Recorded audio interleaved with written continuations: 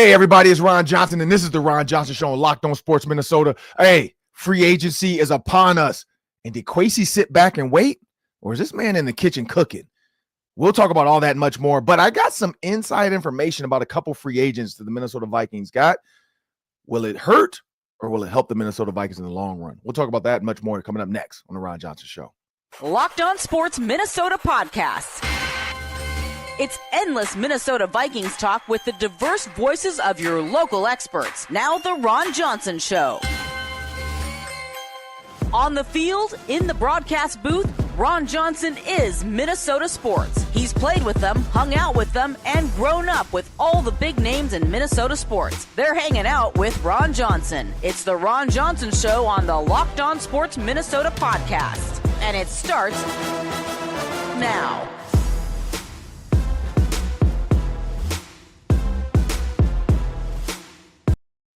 Hey, everybody, it's Ron Johnson, and it's a beautiful Tuesday. There's no snow. The sun is out. Birds are chirping. And worms, I'm sorry. If you were up early, you're probably gone now. But I'm Ron Johnson. The early bird catches the worm. I got my guy Sam Ekstrom going to join me in a minute. Minnesota Vikings free agency talk. Now, there's been a lot of talk about who to draft in the first round. There's not a lot of draft capital. I already have a conclusion based off of free agency. We're going to talk about that, but I want everybody to know today's episode is brought to you by FanDuel. And right now, new customers get $200 in bonus bet. Not 100, not 150, $200 in bonus bets when you bet your $5 first dollar bet wins. Again, just find an easy one, people. $5, that's nothing. Go out there, find an easy basketball game. Find an easy Timberwolves potential win. Hey, there's some really good teams out there that can really beat some of these teams that should not be in their building.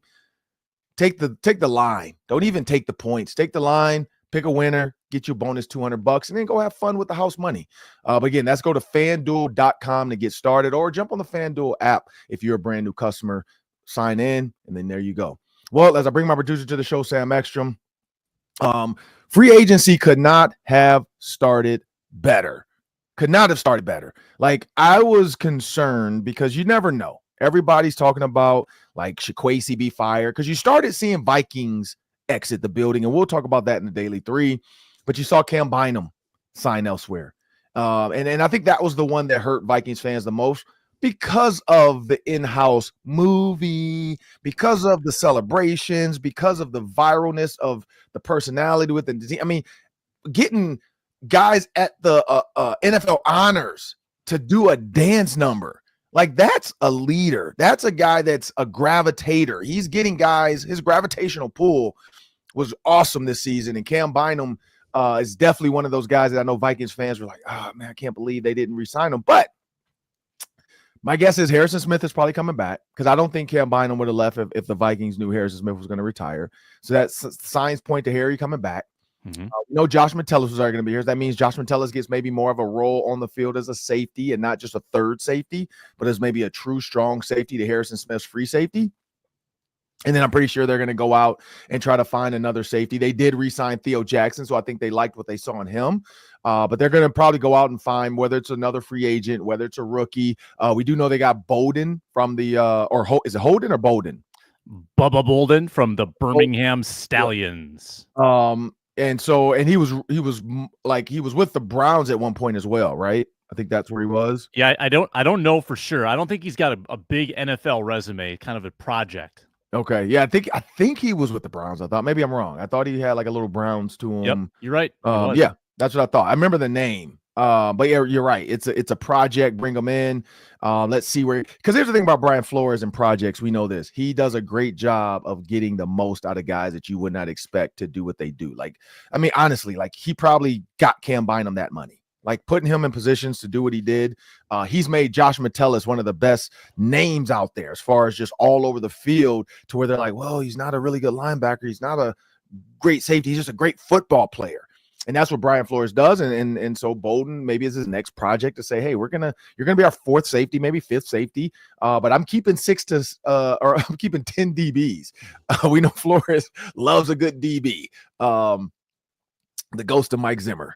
But like, he's gonna carry a decent amount of DBs the way that defense operates. Now, when you look at the other moves, though, and you talk about the other guys leaving the building. You had Patrick Jones got signed. I think he went to the Jaguars. And so again, you start to see the Panthers. Sorry, you start to see dominoes fall of guys that the Vikings thought they would, Vikings fans thought they could keep. Sam Darnold, of course, he goes to the Seahawks. And, Geno Smith, which is the second time now he's followed Geno Smith, not directly, but Geno Smith was with the Jets, and then Sam Darnold with the Jets, Geno Smith with the Seahawks, now Sam Darnold with the Seahawks. Does that mean Sam Darnold will become an Oakland Raider one day or a Las Vegas Raider? Who knows? Maybe Tom Brady falls in love with Sam Darnold. It's like, all right, Geno Smith, you got 1 or 2 years on this. Sam Darnold Seahawks thing is over. Let's trade for Sam Darnold from the Seahawks to the Raiders. But much success and looking forward to Sam Darnold. See, we couldn't ask for a better story either. The Seahawks play the Vikings. So now you get immediate response to Kevin O'Connell knows exactly what frustrates Sam Darnold. He knows exactly what Sam Darnold can't understand with the defense. So Brian Flores is going to have a fun day making him see ghost again. And so, again, there's so many. Or does Sam Darnold come out and torch the Vikings for 400 yards or something like that and have one of those days? But the problem is he got rid of DK Metcalf. Like, you got rid of your guy. Like, you lost your infinity stone on that offensive weaponry. And so now the Seahawks and their offensive line is not great. So I always talk about that, Sam. The grass is not always greener. Now, $100 million, I will take some brown grass for $100 million. $55 million guaranteed. I will take some dirty mud. Like, I don't even want grass. I don't care if it's mud. I don't care. I know Sam Darnold's like, look, I got 55 guaranteed.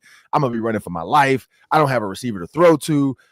So Jackson Smith and Jigba. Sorry, not JSN. To say he doesn't have a weapon. He does have a weapon, but he doesn't have a plethora because he lost DK Metcalf.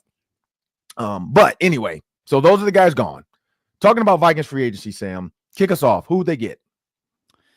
And let's rattle through it. They've got 2 key interior offensive linemen, Ryan Kelly, the Colts center, and Will Fries, the Colts right guard. So they go from Indy to Minnesota. Mm-hmm. And then you get 2 defensive tackles on the interior. Jonathan Allen's the big one, Javon Hargrave. Both of those players cut from their previous teams.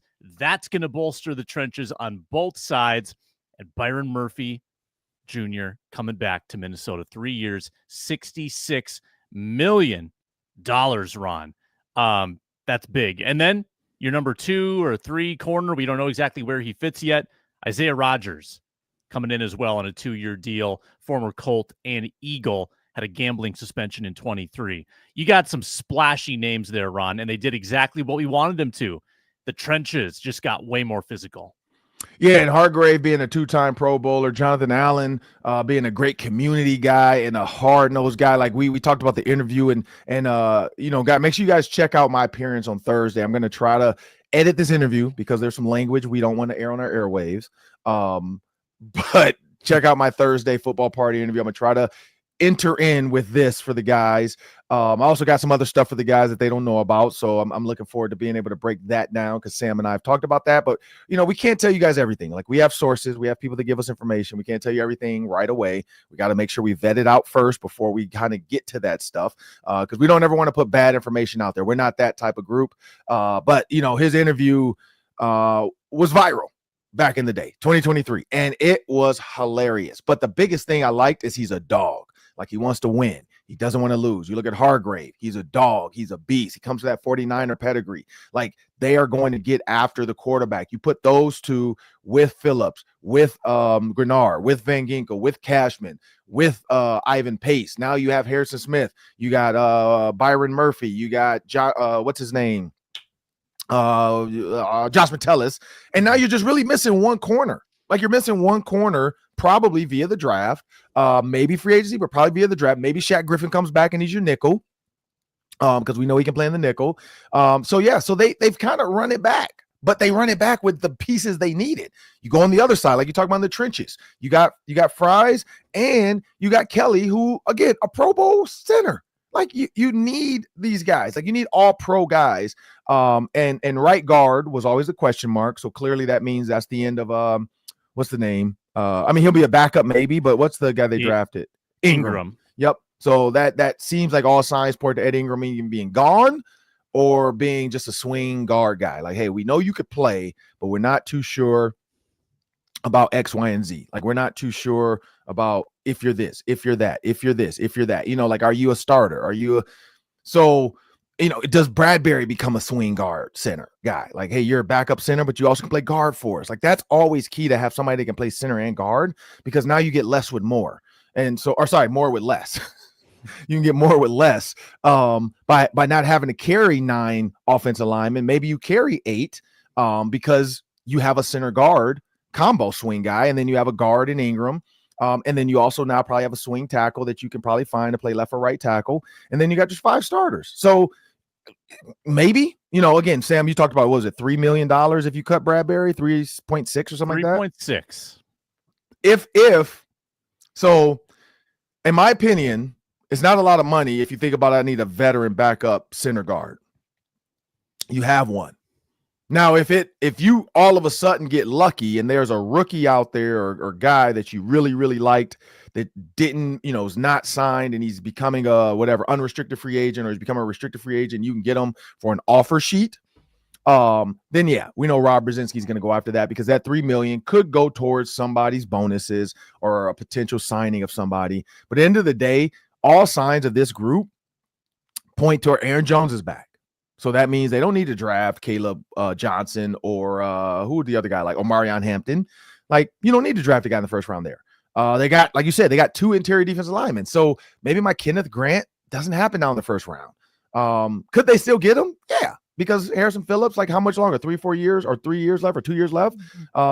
Maybe the Kenneth Grant is like, hey, let's work him in here. Like, if we can get a first round pick and have guys already here, let's do it. Because we don't know what we're getting out of Hargrave and Allen anyway.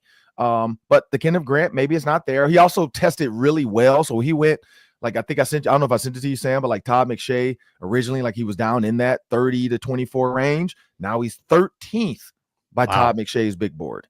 So clearly I was on to something when I was talking about him, because he has become a diamond in the rough and he's jumped to the top. But again, this is just Todd McShay and what's the other guy that does it with him? Who's the other guy? Mel Kiper.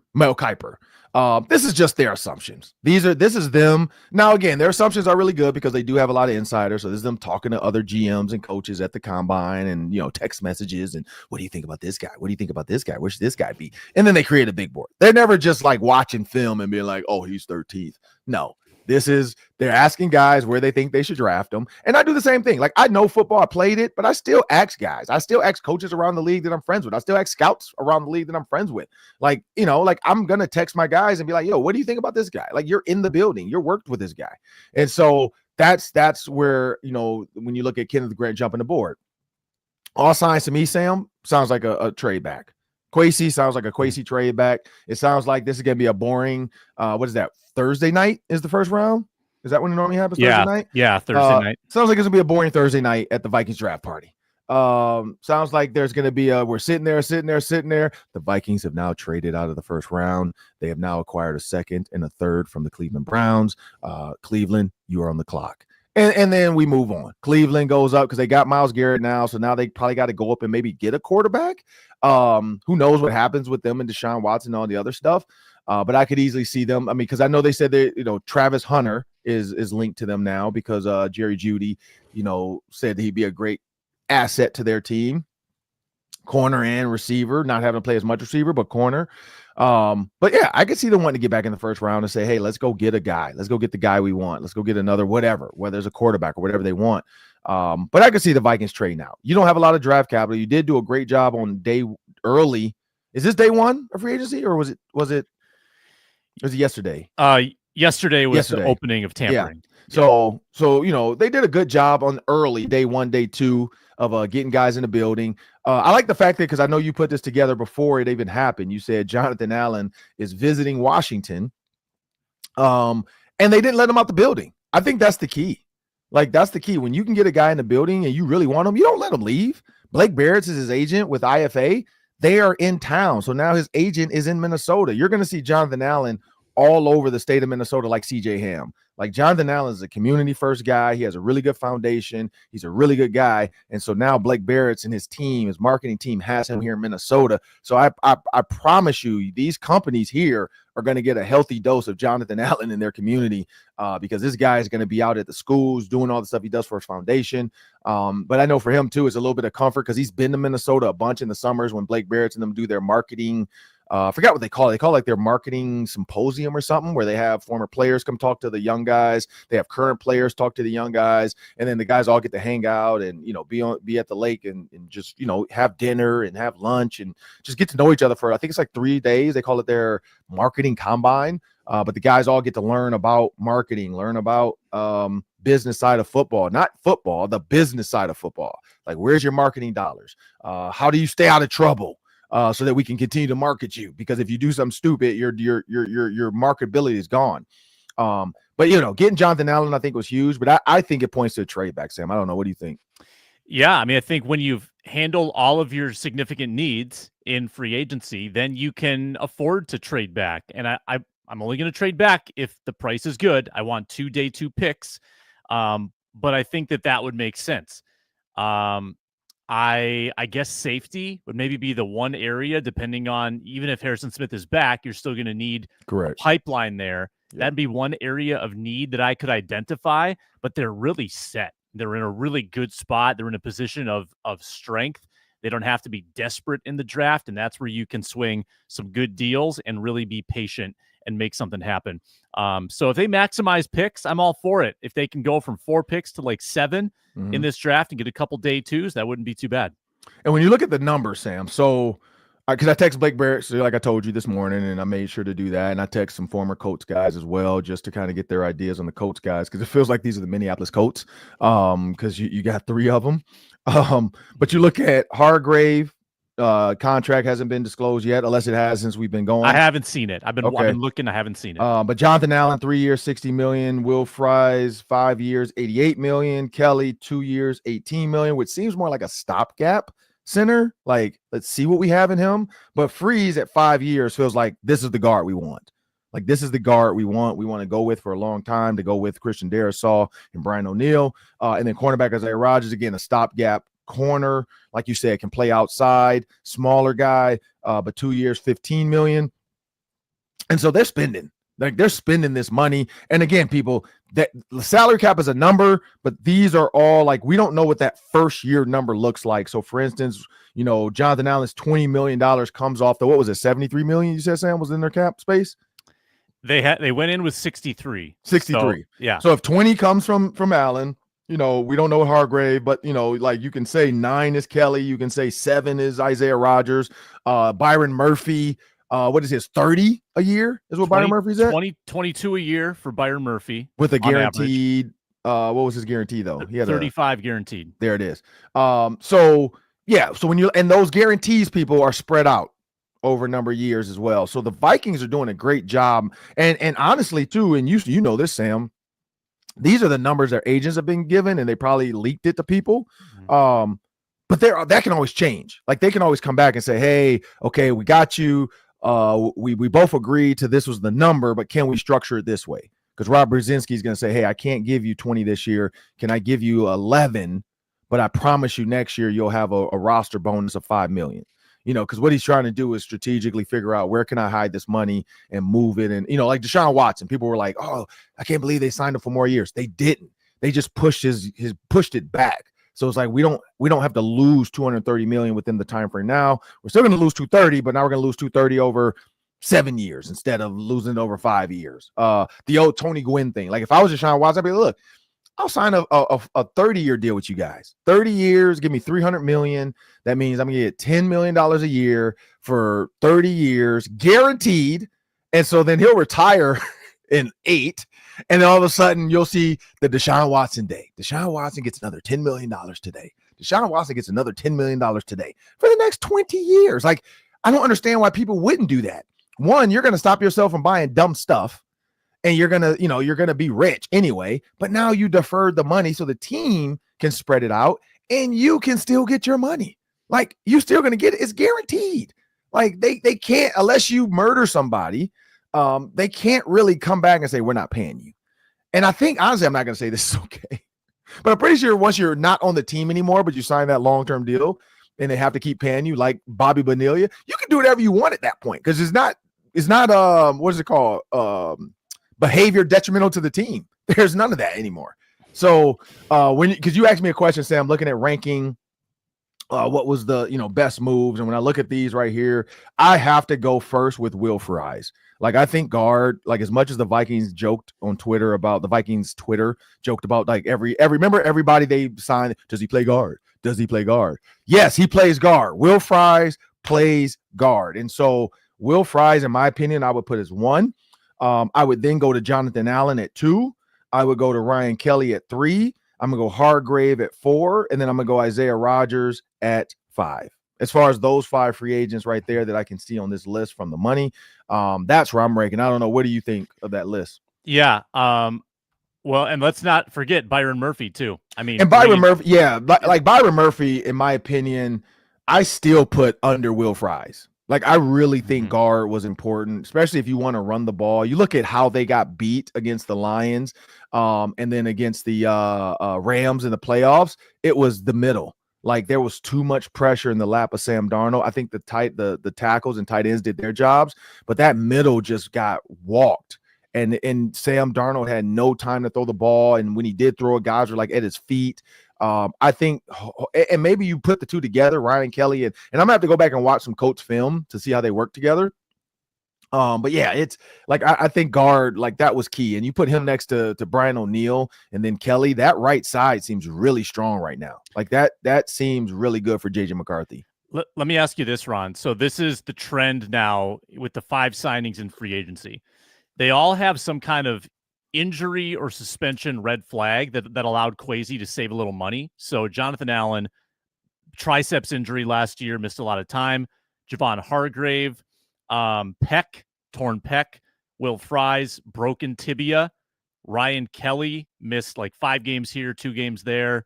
Isaiah Rodgers had the gambling suspension. Are they gambling a little too much on guys bouncing back from injury? Because they're saving money on it. Yeah. But is that a concern? You got to know when to hold them. You got to know when to fold them. I think Kwesi is a gambler. I think his numbers are fitting. I think that because we know that the team's doctor is allowed to tamper legally and reach out to guys as well and their doctors and get paperwork. Kirk Cousins told us that last year. And I think their guy did it before the legaling tampering period started. So that's why Kirk Cousins was under question. Because, like, wait a minute, when did you talk to the trainers? Like, they weren't supposed to call you before today. But I'm pretty sure the Vikings trainers, like, first thing Monday morning or whatever the clock was like, click, they were on the phone with those guys, with their agents, with their doctors, looking at x-rays, checking out their, workout stuff.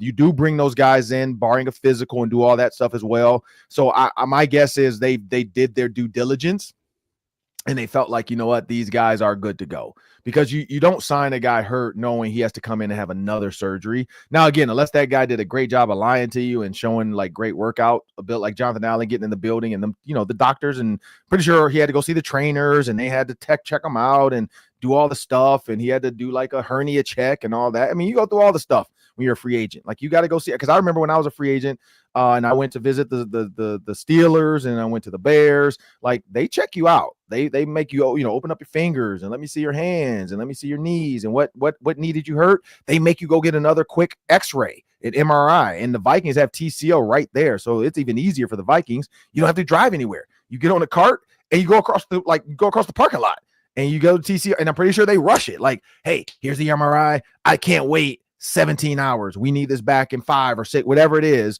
The Vikings are paying the rush fee to get the MRI images back. So all of that stuff, like, or maybe he hasn't, like, they did a good. So no, I don't think he's gambling too much. I will say there's a little bit of gamble to it. There is. Like, you don't win by not gambling. Somebody was told me that you can't. Scared money don't win money.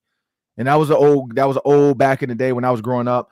Guys would shoot dice and all this stuff or go to the casino, and it was scared money don't make no money. Like, if you're scared, you're not going to make money. And that's with stock markets. That's with anything. Like, that's why people short stocks. That's why people buy stocks low. You buy stocks low and hope that they go up. Think about all the people that bought Google back in the day when Google was $1. Sam, this is before you were born. I remember this. It was like 1997. or 1998. I was getting to college. Always look at that type of stuff where I'm like, man, if I had just thought about taking my signing bonus and buying Google, what could I be right now? And Google is like in the 1,400, 1,700 range now. Start off as $1. So buy low, benefit it. And I think that's what Kwesi's doing. He's a analytics guy. He's a stock market money guy. He knows the benefit of buying low and then reaping the benefits of not having to pay for it too much. Did get another text from a Colts insider because I was like asking about Will Fries, and this is his direct message about Will Fries. He's a tough, true O lineman, a-hole, and I like him.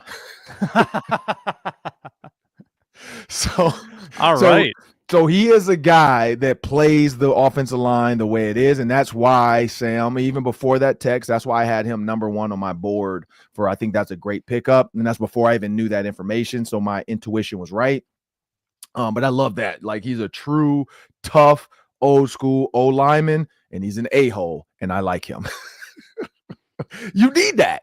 You need a guy that's going to drive a guy into the ground. You need a guy that's going to protect your quarterback at all costs. You need a guy that's going to remind D linemen, if you do something dirty to my guy, I got you.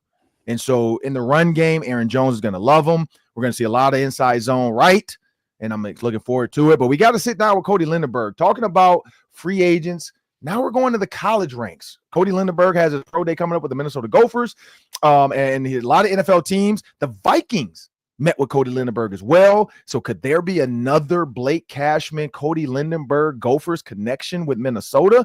Maybe. Do the Vikings trade back? We'll find out when the draft comes. But coming up next, I got Cody Lindenberg joining me in the Hang on Ron Johnson segment, and we'll be back after a word from our sponsors. We're brought to you by FanDuel. It's March Madness, not just for NFL free agency, but the NCAA tournament coming up. And FanDuel is giving you the chance to get in the action like never before. New customers can get $200 in bonus bets when your first $5 bet wins. That's $200 extra bucks to use on everything from buzzer beaters to Cinderella stories, futures bets on who's going to cut down the nets. I love betting the underdogs. Just put the bet up at the money line, the 13, 14, 15 seeds. You're going to get paid on a couple of those and hopefully profit. Visit FanDuel.com. Get into college hoops action all tournament long. Bet 5, win the bet, get 200 in bonus bets for March Madness at FanDuel. Make every moment more. Well, now it's time for the Hang on Ron Johnson segment. And of course, you know, people, I mean, when I get a chance to sit down with Gophers greatness, I truly enjoy it as a former Gopher myself. It's always fun to catch up with the guys heading in the same direction that I headed. And we got Cody Lindenberg joining us. You know, now I'm a big offensive guy. You know, I love Max Brosmer. I love Daniel Jackson. We had Elijah Spencer on. But you know what? We've had Antoine Winfield. You know, we just had Justin Wiley on. So I do talk to cornerbacks. You know, I talk to linebackers every once in a while. We've had Josh Metellus from the Vikings. We had Cam Bynum from the Vikings. So I'm not biased, people. I know I was a wide receiver. I know a lot of people make jokes about that only want to talk to the receivers. That was a whole PJ Fleck joke. Every time the PJ Fleck show, whenever they'd have a defensive guy come on the show, they'd be like, oh, Ron's not going to be on this episode because he clearly just wants to interview the offensive guys. But you know what? I love talking defense. And, of course, when a guy like Cody Lindenberg get a chance to sit down finally outside of the walls of Bynum, it's always fun. Wait, you guys don't call it Bynum anymore, though. What do you guys call it now? What is it called? Is it Athletes Village or what is it? Athletes Village is like where we eat and everything. I just call it the facility. Okay. I know for us it was Bynum. I know Bynum's still there, but you guys have your own facility, man. So what year did you get to Minnesota? I got in 2020. So was all that already built when you came up on your visit and all that? Like you already had everything and saw everything? Yep. That's all I knew. So yeah, so you didn't have to deal with the old school days of the weight room being in the basement, basically, and the locker room was small. Like you guys have the plush everything. So talking about, let's go to that, man. Like the NIL space, the college space has become a dog and pony show. Let's be real. Like it's about who can have the best facilities, who can, put the best foot forward about this is where you're going to play. This is how much money you potentially can make as an athlete here at our school. But how cool is it, man? Like, because I've been up there to the Players Lounge because when I went to Indiana with you guys and did the Indiana game, was that 2 years ago or a year ago? it was fun to see, like, you know, the couches and the massage chairs and all the stuff. Like, how much do you use that stuff? Because a lot of times people will take it for granted. So how often do you even partake in the video games and all the stuff over there? Yeah, 100%. It's a great question. And like you said, with all the money coming in, we have a great support system through our donors, anyone that supports the University of Minnesota and this football team specifically. So we do have the luxury of having the recovery suites, those massage chairs like you talked about, the players lounge with the couches, the video games, the whole setup for the making your own food, making your breakfast. That was a big one. A lot of guys spent some time in there in the mornings making their own breakfast, whether that's omelet sandwiches, the bacon sandwiches, and it's really the whole 9 yards, right? And I think that's where a lot of our camaraderie really came together. A lot of the times in the morning before all of like the grit and grind really happened, where you got into the meetings, you got on the field, guys were able to connect, hang out, talk about maybe the game plan, or even a lot of times it was outside of the game of football, just asking how stuff is going, how's class, and really just relaxing before you get into the day. And I would say a lot of guys took advantage of it. There's always, there's going to be guys that aren't in there as much, whether that's right, wrong, indifferent. That's, your opinion on how you want to use your time. And I would say for myself, it was a big opportunity for me to, one, take care of my body by the way that I ate, what I put into my body. And then two, the recovery is, just as important. And then it gets more important as, you get older. The wear and tear on your body, making sure that you're at the top of your game as much as you can be. Long seasons, it'll get longer in the NFL, so your body is the most important thing that you can take care of. Yeah, and PJ Fleck talks about a lifestyle program. He's like, this is not one of those, you're going to come in, we're going to get you out of here. Come in, get you. He's like, we want to grow you from a boy to a man. We want to help you in your lifestyle, not just on the football field, holistically, spiritually, on the field, off the field, classroom. But I always, like, Jack Henderson was on, and we talked about this whole food thing. How often, like, were you a cook? Like, did you cook, or were you a guy that would stand around and tell the other guys what you wanted them to make you? Because Jack Henderson, unless he's lying, he told me he was a guy that would tear it up in the kitchen. But I don't know if that's the truth or not. No, he was in there doing his thing for sure. I depend on the morning. If I had to get into the film room as quick as I could, or if I had a little extra downtime, I'd throw something on the pan myself. But sometimes if you don't got much time, I run in there, grab something, throw a shakedown, get on the scale, and head out. So I think it depended on the morning. Usually try to get there as early as I could. So I hate having to rush. Like, that's the absolute worst for me, is like, I just want to have my time to, not that I'm relaxing, but like, I hate rushing whatever I have to do. So like making sure I have enough time for everything that I want to get in, and then doing it at the level that I want to do it. Like, it may seem as simple as, getting the right food in. So I have the time to get the stuff that I need to be fueled for practice, and then making sure I'm not throwing something bad into my body just because I don't have enough time. So I certainly used it as much as I could, and I know other guys did as well. And you've been a part of some pretty unique game experiences. You talk about the Michigan game and the onside kick. Looking at that type of game, starting off down the hole, a bunch of issues early on in the game, and then you guys have a chance to win the game. Dave Jackson has one of the best catches I've ever seen in my life. What was that halftime like, though, man? When you talk about, because PJ Flex always talk about response. His big thing is, what is your response? We got punched in the mouth. How do we respond? What was that halftime like for you and the defensive guys, knowing, okay, we got to do something to make sure our offense has a chance to help us win this game? Yeah, and for us, at the end of the day, it's doing exactly what we've been taught to do. It's not doing anything extra. It's not doing somebody else's job. That's where you get in trouble. Like, all right, cool, I'm going to play in my gap, but I'm going to go see if I can make a play over on this side of the ball. Like, that's not what we were in the business of, and that's not what we make our money off of. As soon as somebody else is doing somebody else's job and you're not responsible for your gap, your man-and-man coverage, like at this level of football in the Big Ten, and especially in the NFL, the ball is going to find that open gap. It's going to find that, misstep in coverage. Like, there's the guys that you play are just way too good to miss those kind of mistakes.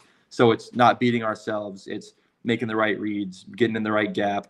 And for us, at the end of the day, it's just doing exactly what our coaches taught us, because I think we have some of the best coaches in the entire country in the way that they prepare and the way that they teach and the way that they take care of themselves as well. Like, we prepare, I think, like no other team. The way that we watch film, the way that we study, the way that we come together as a unit to do those kind of things, it's not just a one-man effort.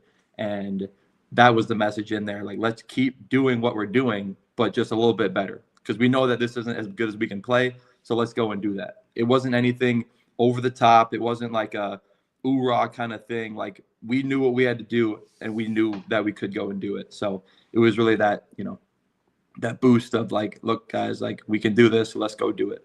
And you're an adversity guy. I've been around, we've been doing the show ever since PJ Fleck got on staff. And we were doing it before PJ Fleck got here. We were doing a pregame show already before PJ, but then when PJ came, it kind of picked up with the PJ Fleck show and some other stuff. And I've watched you, because I've seen it, like, the years of injury and trying to overcome injury and trying to get back on the field and what the defense looks like with you on the field, without you on the field. So having, when you look at that, having a bounce back, year before, not a lot of tackles, not like you, but this year, 94. How were you mentally, like, coming into this year, knowing if you stay healthy, you're one of the best linebackers in the country? Like you said, the big thing was just staying healthy, because I know at my top shape, when I'm feeling 100, 110%, I'm one of the best linebackers out there because of the way that I prepare, of the people that I have around me. I said it before, but like, I haven't got to where I am today because of my own individual efforts. Like, it's the Joe Rossi's, the Corey Heathermans, Coach Fleck, Mariano Sori-Marin, like, all the guys around me. I could name off 100 people on this list that have got me to where I am today. And it's just really, for me, the preparation and what I've been taught, the way that I lead on the field and off the field. I had great mentors around me my entire career, especially learning from Mariano how to lead, how to take, control of a defense on the field and make sure others are prepared as well, because it's not good enough just for you to know your responsibility, right? You got to know other guys' jobs, because there may be a question that pops up, and at that crucial time, are you going to be ready to step up or not? And for me, that was always what I was shooting for, was to be the guy that somebody could look for if there was a doubt or there was a misstep in a play, and we needed somebody to answer that question and to answer the bell. I wanted to be that person. I wanted to have, not that I needed the control aspect, but I wanted to be the person that somebody could look to for an answer. And that's always the way that I've went about my business on and off the field, the relationships that I've created that will last a lifetime, that really, at the end of the day, you'll get known for, I guess, possibly your stats if you won games, but like the relationships that you leave and the legacy is, for me, the type of connection that I share with those around me. And when you look at your teammates, you got a chance to go to the NFL Combine, and not by yourself. When I went to the Combine, I think it was two other guys were there with you, a defensive lineman, Greg White, and then, or maybe it was just me and him. I can't remember. I have to look back at the a long time ago, but 2002 NFL Combine. Long time ago. How old were you, by the way, in 2002? Were you even born yet? I was born in 2002. So Cody Linderberg was coming out the womb, and I was walking through the Indianapolis doors to get ready to play a little football. But, I only had like one. Offensively, I didn't have any. I had one. I think it was like two defensive guys that got to go to the Combine. Maybe Tellus Redmond, if I think about it. Actually, a running back might have been there too.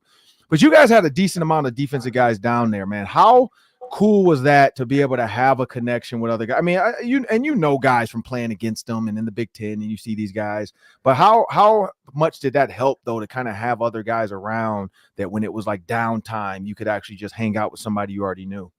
100%. That's exactly what it is, right?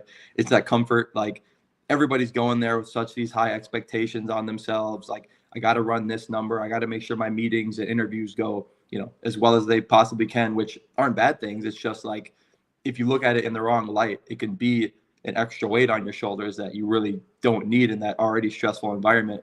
So to have those guys around you that you can lean on, you can go and hang out when you got some downtime.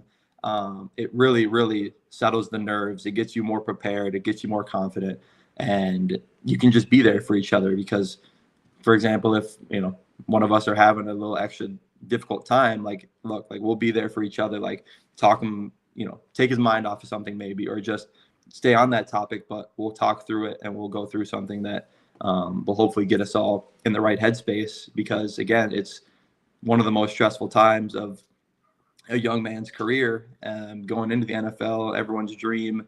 You want it to go as best you possibly can, and making sure that you do as best as you can. But with those guys around you, it just makes it so much easier. And so at the combine, they always give you your scores, and I tell people don't worry about the scores because it doesn't matter. Like I played with guys that didn't get drafted that ended up being Pro Bowl type guys. Bart Scott, linebacker from Detroit, who I played with.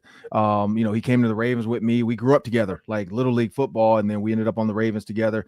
He ended up having a great career, and so numbers don't matter, but they consider you one of the top 10 most athletic linebackers down there.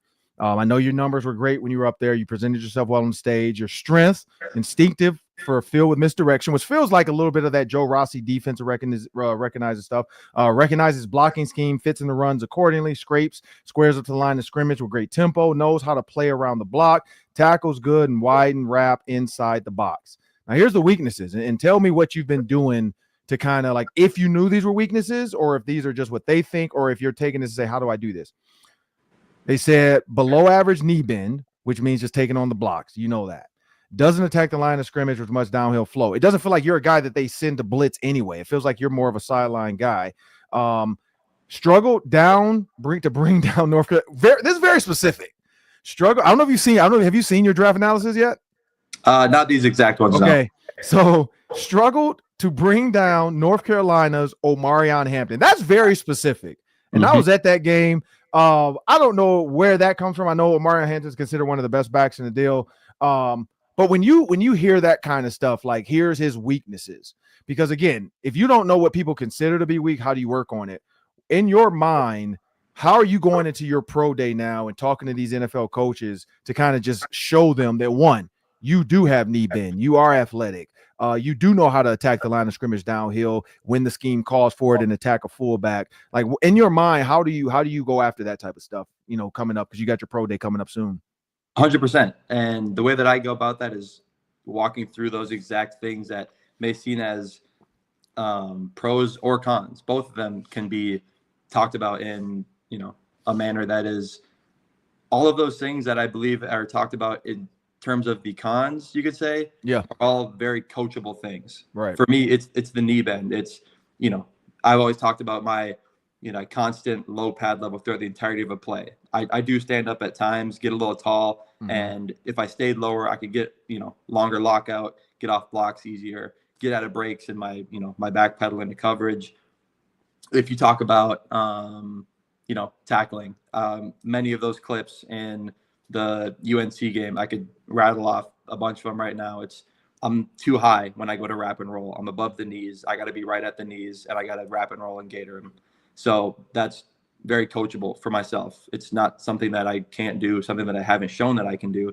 It's just something that I can be more intentional with. It's keeping my feet running on contact, making sure my eyes are up and my head doesn't go down. Very, very coachable things in my eyes that I can certainly get better at, and I will get better at through my time, as short as it may be or as long as it may be. I will get better at it, and it's something that will only take reps and experience. Well, the good thing is like looking at the scores, because I talked to Viking scouts as well, and I talked to coach scouts, teams that I've either played for or worked with, and Reggie Wayne with the Colts, Chisholm Oprah, he's one of the scouts with the Vikings. So I always like to find out about guys, especially guys that I know. And the one thing I'll tell you, man, is like a lot of people see you as a potential starter one day, and that's where you got to work too. Like no matter where you enter in the building, because right now the way it reads, it's saying great opportunity for a backup position with potential to develop into a starter. I'm pretty sure a lot of linebackers enter the NFL with that, but the fact that they're putting you in that potential to be a starter, I think that's where you need to realize you have the edge. I got to come in and I got to outwork these guys. Look at Ivan Pace for the Minnesota Vikings. Undrafted, now he's a starter. He's the guy, with Blake Cashman. And so when you see a guy like Blake Cashman, former Gopher, linebacker, now NFL linebacker with the Vikings, how often have you, because the Vikings do need a linebacker, I will say that. How often have you thought about how cool that could be to literally just get drafted and go down the street? You're from Anoka, played at Anoka, play for the Gophers. Like, how, because I've talked to Carter Coughlin about this before. It didn't work out for him. He ended up with the Giants, which, I mean, it worked out great, but, didn't get to go to the Vikings. Yeah. But how was that in your mindset too? Because I know Ariante Ursary, he reached out to me. He said he has a top 30 visit. He's coming to Minnesota just to visit because they do their due diligence with the top 30 guys, and the Vikings have a top 30 pick. But when you hear that it potentially, because you look at the Vikings, they only have 2 linebackers that they have under contract, which is Ivan Pace and Blake Cashman. The rest of those guys, they have to decide what free agents do they go get. Do they go use a draft pick and get a linebacker out of this draft? What does that, how does that feel to you or sound like to you when you think about that? Incredible. An absolute, incredible opportunity. One, to stay home, to be around my family more, to just put on for the home state, the community that I've surrounded myself with and that have backed me my entire life. It really just be a dream come true. And again, to play next to guys as great as players as Ivan Pace and Blake Cashman, to be next to Blake and Ivan as well would just be incredible to learn from, and just to be able to, be a sponge around those guys, to learn on-field stuff, off-field stuff.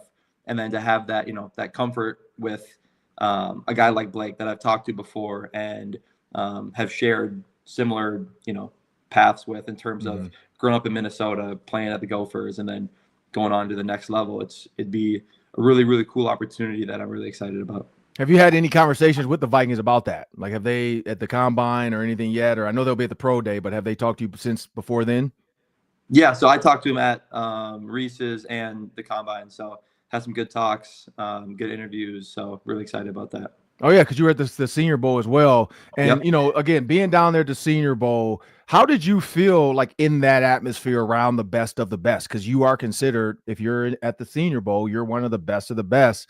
How was that for you? Like, did you feel like outmatched? Or you like, man, I'm way better than I thought I was compared to the guys around me? For me, I really didn't get into the whole comparison stuff, right? Yep. For me, it was really just making sure I did my absolute best in the opportunities I was given. So for me, I was able to, play in every practice, be in all the meetings, watch the film. They gave us some iPads with our film downloaded on it from practice. So. Times have changed so much. I went to the Senior Bowl as well, and man, you guys got iPads. Only for the weekend. They didn't give them to us. But no, I'm just saying, that's just even for the week, just to be down there and have film to be able to watch it. We literally had to go sit in a room, old school. It was VHS, and they put the tape in, and we sat there and rewind and watch one-on-ones, watch team. And then if you wanted some plays, it was all on a piece of paper, and you had to have a notebook. And oh man, that's crazy. iPads with your plays on it. But you know what? I'm not mad at you because I will say that's the as we grow in technology, I think so I've seen the NFL because I'm around the NFL, and I actually have mine sitting right here with our Surface, because the Vikings give us Microsoft Surfaces to watch film and all the stuff. And what do you guys get that in college now too? Are you getting iPads and stuff in college for film?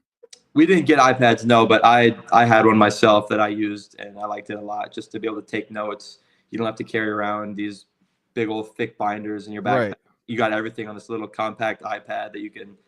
It's more organized, it's easier to get to, and it just makes it a lot simpler. See, and when you're done, watch, you're gonna 5 years, 6 years from now, when you're in the NFL, you're gonna look back, and I guarantee college is gonna adapt to the NFL. They're gonna have, they're not gonna keep them, but they're gonna have 85, iPads or maybe not even 85, maybe whatever your top 22 offense, top 22 defense or something like that, or guys are going to travel guys, you get an iPad for the week if you're traveling. So 80 iPads probably donated by Microsoft, or a tablet, a Microsoft Surface, because we know those are the NFL official ones.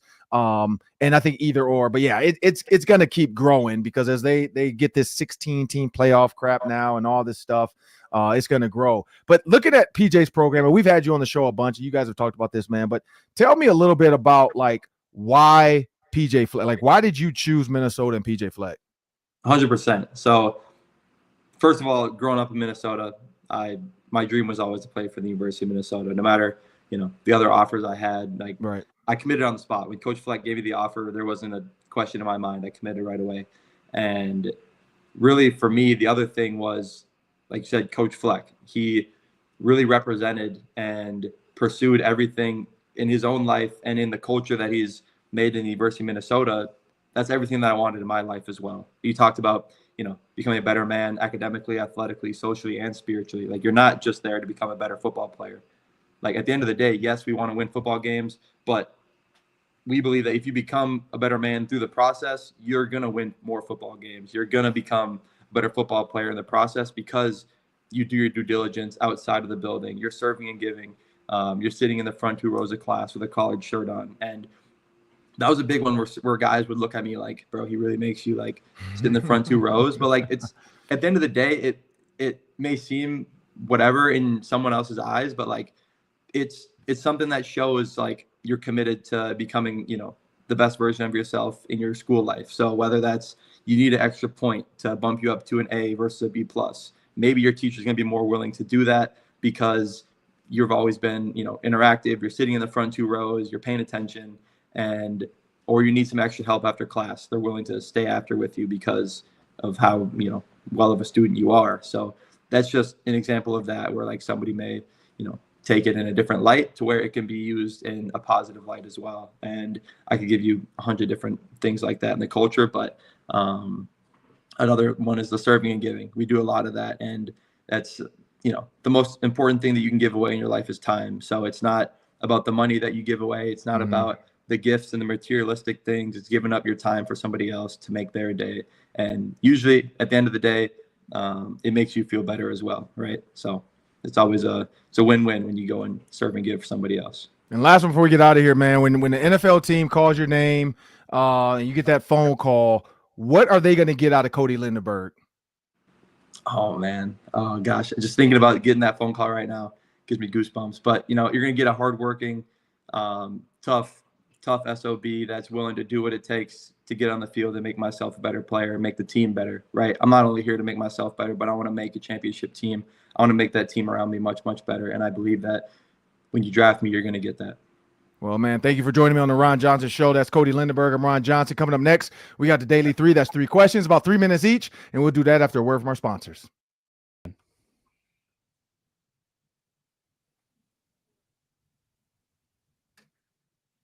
Always love sitting down with former Gophers. He's a recent Gopher, but he's a former Gopher now. He's heading to the NFL, Cody Lindenberg. So make sure you guys send him a follow, send him some good vibes as he heads into his pro day, and maybe he'll be a Minnesota Viking. We'll see. But coming up next, we got the Daily 3, of course. So that's 3 questions. Spend about a minute each day. Take it away, Sam.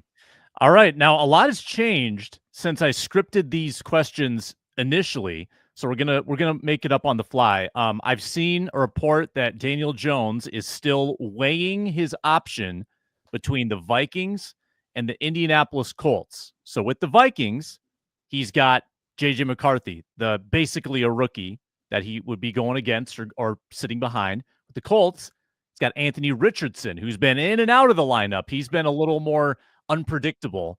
Which situation do you think Daniel Jones would prefer? Shoot, sorry, I missed the question. I was reading. I thought you were asking me the Jonathan Allen. Oh, sorry. Yeah, I'm gonna make these up since things have changed. Sorry. All right, you're good. Sorry. Yep. All right, 3, 2. Yep. All right, Ron. So a lot has changed since I initially wrote these questions for you. I'm gonna make it up a bit on the fly. I just saw a report that Daniel Jones is weighing his option between the Vikings and the Colts. Now, with the Vikings, he's probably behind J.J. McCarthy. McCarthy's obviously your preferred starter. With the Colts, he's going up against Anthony Richardson, who's been a little bit haphazard in and out of the starting lineup. What's a better situation for Daniel Jones to be in? If he wants to play right away, I'd say his better situation probably is the Colts because of what you said. Like, there's been some up and downness with Anthony Richardson. They were willing to play Joe Flacco.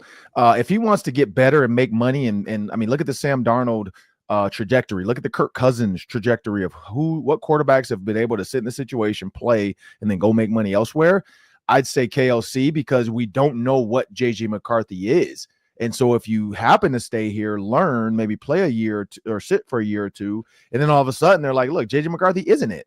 Daniel Jones, we know what he is. Let's play him. Then all of a sudden, 2-3 years from now, as after being a backup for a little bit, he comes in and plays. He's rested. He's learned. And then he kills it and wins the Super Bowl for the Vikings. Joe Flacco storyline, goes out, signs a $150 million contract. I don't know. But I'm just saying, I feel like both are good for him. Probably has a better chance to play and take Anthony Richardson's spot eventually. I don't think he's going to go in. It's like he go in as QB2 in either one.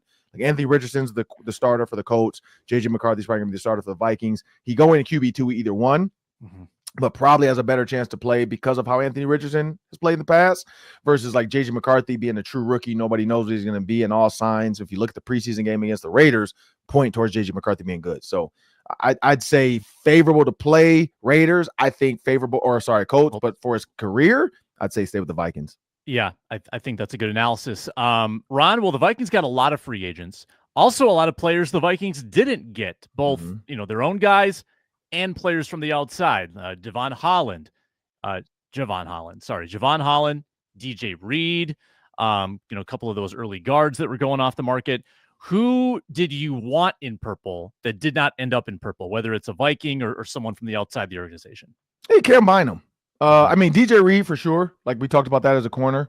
But for sure, Cam Bynum. Like that was a tough one. Just again, it's what he meant to the organization as far as just being a good guy. And then again, he was one of our first interviews as well, when with the Ron Johnson show. So I'm a little bit partial to those guys that showed us love early before we were even anything, and as we continue to grow, it's been fun to like see those guys on the sideline, talk to those guys, on Twitter and all the other stuff. Josh Metellus, Cam Bynum. So it's tough. And even seeing the current players, heartfelt messages when those players leave. Like I could see Josh Metellus is really like he's hurt. Like he's hurt a little bit. The Cam Bynum's gone. Like it's not gonna be the same.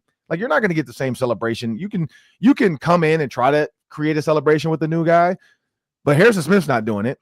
So it's like, and it's not going to be the same. Like it's just not going to be the same. All right, last one. Got to do a little basketball because the Minnesota Timberwolves are hot. They've won 5 in a row. They've got all their all their injured players back. Julius Randle's back. Rudy Gobert is back. Everybody's healthy again. They are half a game behind Golden State for the 6th seed, which means staying out of the play-in. Warriors now have Jimmy Butler. Can the Timberwolves win the battle for the 6th seed against Golden State? So we're at 66 games, so about a quarter of a way left to go. So was it 18? Is that 18 games? My math is right. 16 games. 16 games. 16 to go. Games.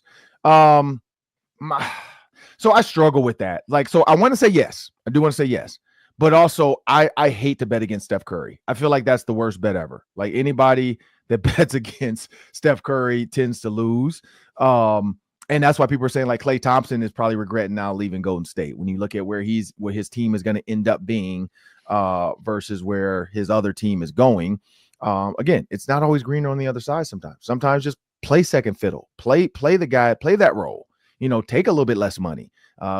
Be successful, and that's why. So no, I don't think they will. I think it's going to stay where it's at. And honestly though, like I want Rudy Gobert back, but is Julius Randle coming back the answer? Like I just don't know if that's the answer. Like I feel like they got better when he got hurt. Like I don't know, maybe I'm wrong in that. Randle's been decent since he came back. Rudy Gobert kind of dominated the Spurs in his first game back, but the Spurs have no Wemby, so that would explain that. Warriors are kind of a force right now, and they've got about 5 home games in a row. I mean, I think the Warriors are going to keep winning, so you're going to have to get really hot down the stretch to get to 6. But the Wolves have an easy schedule, Ron. They got Utah in there a couple times. They've got a lot of teams that are under 500 out of the playoff picture. I've always said this. There's no better bet than betting against a down-and-out tanking NBA team in the month of March or April. And I think the Wolves can take advantage of that a little bit. It's going to be tight, but I would lean Warriors on that. And that's what we're to talk about next show. Playoff picture. Would you rather play the Lakers or the Nuggets?